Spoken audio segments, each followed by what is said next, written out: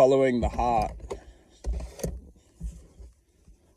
When we can start to connect that the heart is a conductor of energy,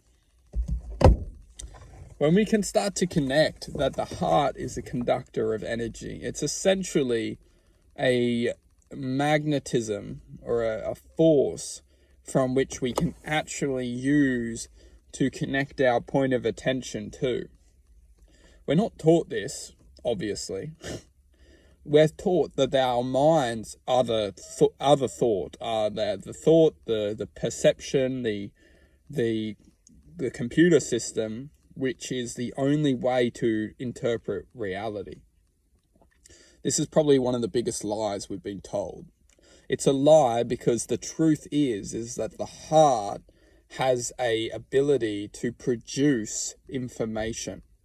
It has the ability to produce a field of energy which we can essentially use to experience and love from a higher dimension. Essentially, what does that mean? What this means is that a lot of the time when we're not aware of this existence, we're just living from our minds. Now, the minds have extreme limitations. The mind's limitations are ignorance. We're ignorant. We think straight away, no, that can't be possible. Closed. Door closed. Door closed. When the door is closed, we block ourselves from seeing beyond that door.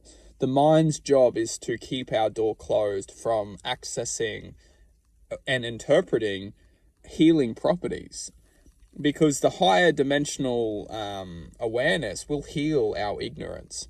We think, or most of the time, we don't know what ignorance is. We don't know that ignorance is essentially the locks and chains of our society, because without the ignorance, we would all be accepting each other. We would all love each other. We would all work in harmony. But the mechanics of this world is designed to make humans separated and to create judgment, create hatred, create narcissistic vibrational forces to run havoc within the human body and the human mind. Because these forces are creating a charge, a frequency which doesn't belong to our nature. It doesn't belong to run in our system. So if we're running this program, we are essentially generating a charge for whoever programmed this program. It goes deep, but we don't need to talk about that in this video. The truth is that when we can start to take ownership for our identity, we can start to live and learn from our hearts. Because the true identity, the true self, isn't the mind. It's not any perception which the mind attempts to convince us who we are. You know, I'm Bob. I'm 47 years old. I've got 4 children. I've been working all my life to support my family. I like golf, fishing.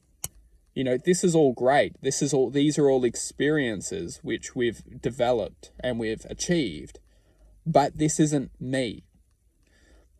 All the truth is that we are essentially a force or a force of frequency which has the ability to manifest within existence of infinite nature. When we label ourselves and when we categorize ourselves, we are essentially blocking off our infinite potential from its own self. And we are essentially being coded to stay in a place or stay in a point of imagination, which will then judge everything going past. Because when things are going past us, we think, hang on a second. He's moving, he's growing, he's going faster than me. It's not about fate, it's about frequency. He's producing a frequency unlike mine. And then instead of opening our awareness and be like, what are you doing that's working? What are you doing in general? We decide, our minds close that question and inflict a judgmental factor, like to produced to ultimately conceal us in ignorance. So we convince ourselves that the truth of his existence must be false, essentially, because when it does that, then that makes us feel like not questioning something for ourselves. We'll wrap this in part 2 because we're going somewhere.